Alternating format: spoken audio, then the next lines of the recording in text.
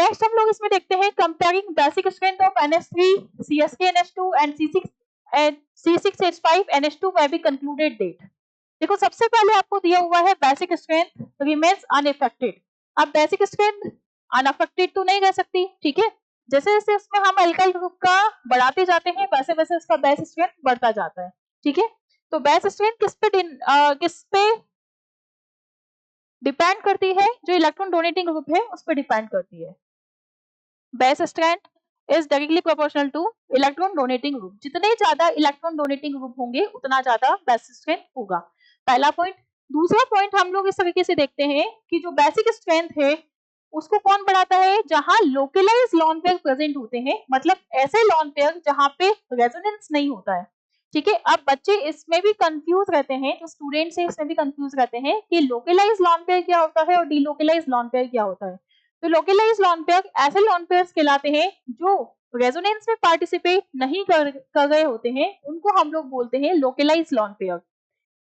तो यदि हम लोग यहाँ पे बेसिक स्ट्रेंथ का ऑर्डर देखें तो जिसमें लोकलाइज लॉन पेयर क्या है? ज्यादा है। लोकलाइज लॉन पेयर क्या है? ज्यादा है।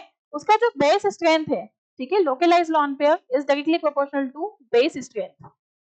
Base strength. अब हम लोग कंपैरिजन करते हैं basic strength of alkyl amines is lowest. Possible ही नहीं है, क्योंकि यदि आप लोग इसमें देखोगे NH3 CS3 NH2 और यदि हम लोग यहाँ पे देखें C6H5 NH2, ठीक है। तो ये वाला जो अमीन्स है, ये वाला जो अमीन्स है ये क्या कहलाता है? Alkyl amines.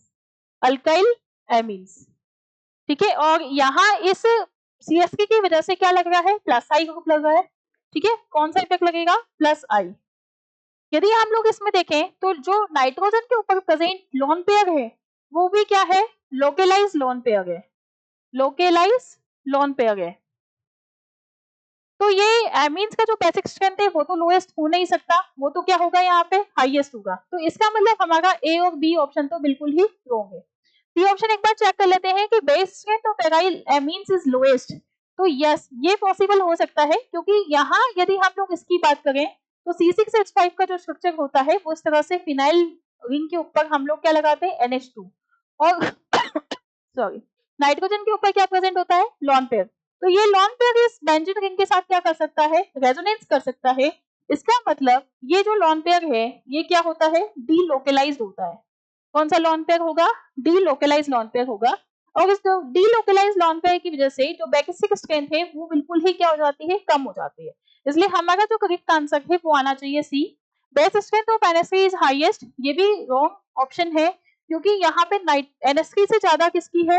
CSK NH2 जो 1 डिग्री अमीन अल्काइल एमीन है उसकी बेसिसिटी ज्यादा है अमोनिया की कंपैरिजन में। क्लियर है?